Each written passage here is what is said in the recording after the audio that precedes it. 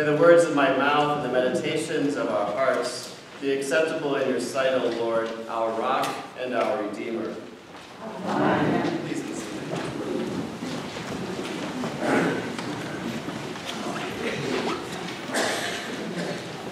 We have a fascination with origin stories, those events that shape who a person is.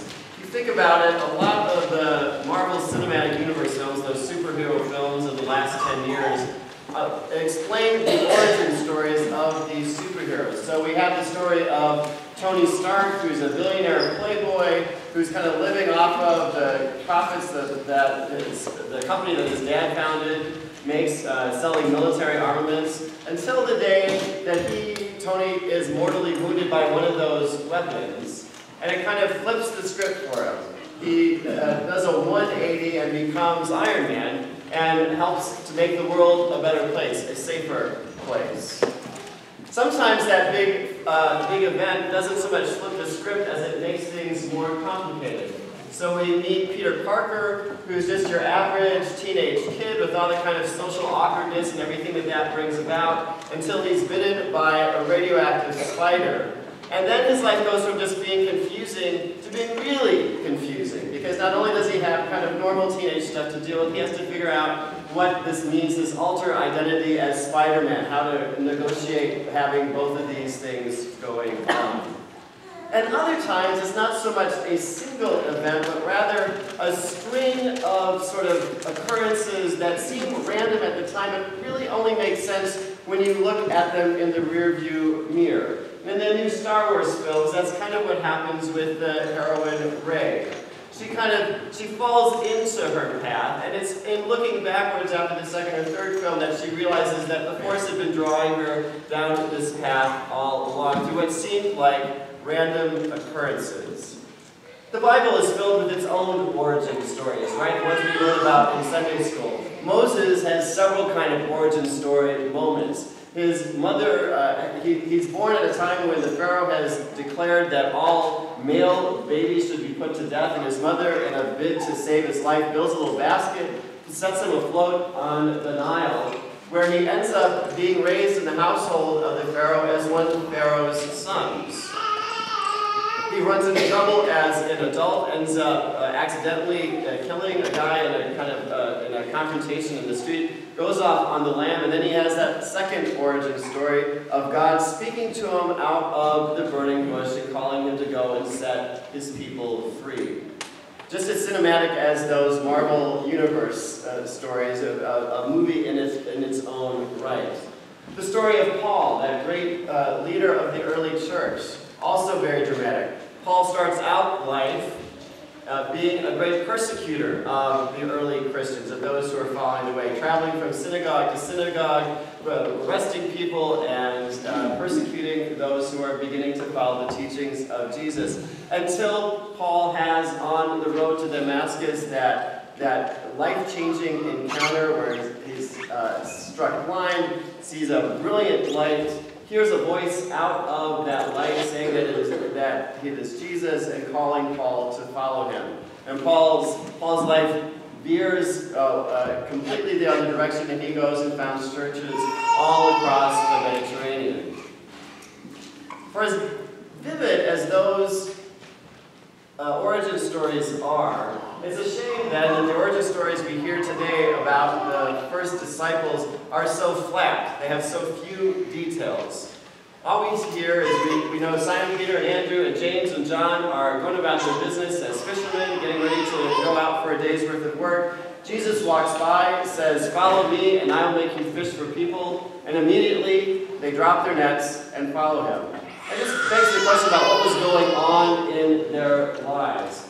Were they just bored to tears as fishermen? Had they fallen into being fishermen because that's what their fathers had done, and what their fathers' fathers had done, and their fathers' fathers' fathers before them? And anything but being a fisherman sounded like a good idea, and so when Jesus comes along, they're ready to drop everything and follow him? Or had they heard something about this person of Jesus, about his teachings, about his ministry, and when the opportunity presents itself, they think it's worth giving it a shot? Or maybe Jesus is one of those people you meet every so often who's just got such personal magnetism that whatever he suggests seems like a really good idea, and in spite of their better judgment, they decide to drop everything and follow Jesus.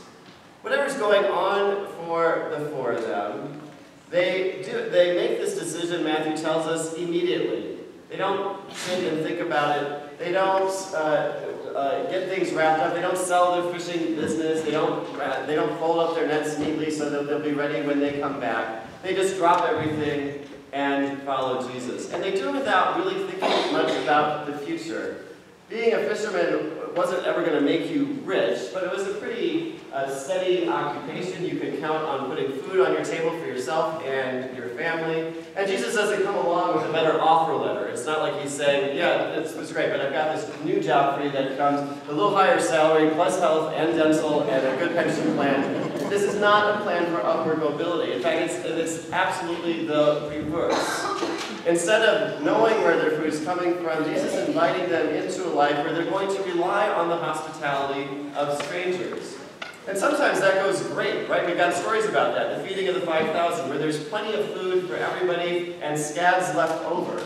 But I bet what the gospel writers don't write about, because it's depressing, is all the number of nights where the strangers that they meet don't provide hospitality, don't have enough food to share, and the disciples in Jesus go hungry. They give up stability, they give up what they know to follow Jesus into the great unknown, into a land of instability. And not only do they leave their jobs and their livelihood, they leave their family. James and John leave their father Zebedee with the fishing nets just to fend for himself.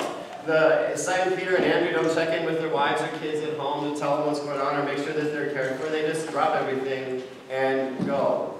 It's a radical call.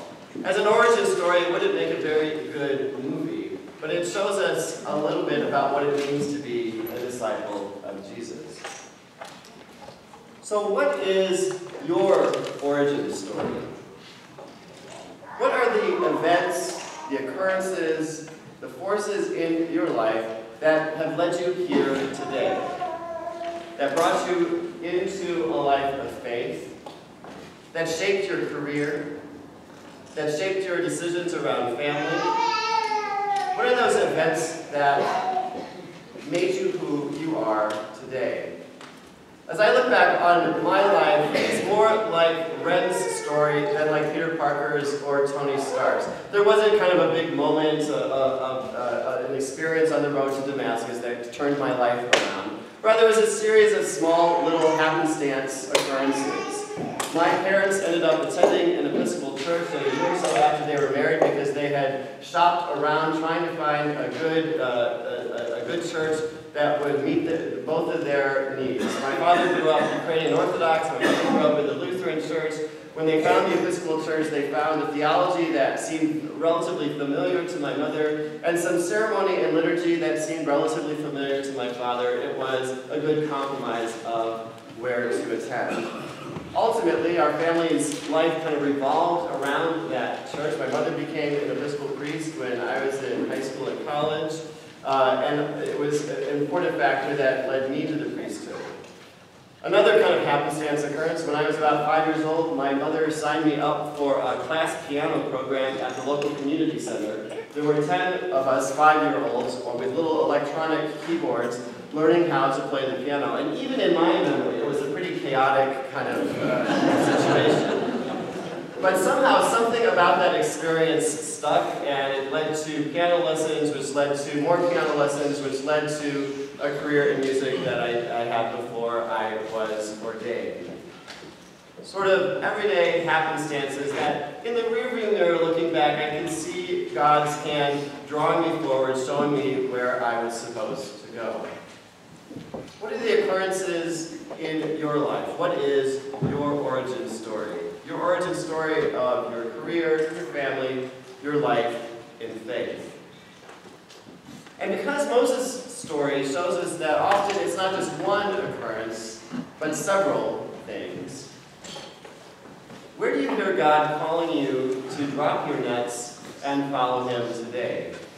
Where is Jesus calling you to lay down what you have and take a risk and become fishers of people, or whatever it is that God is calling you to do.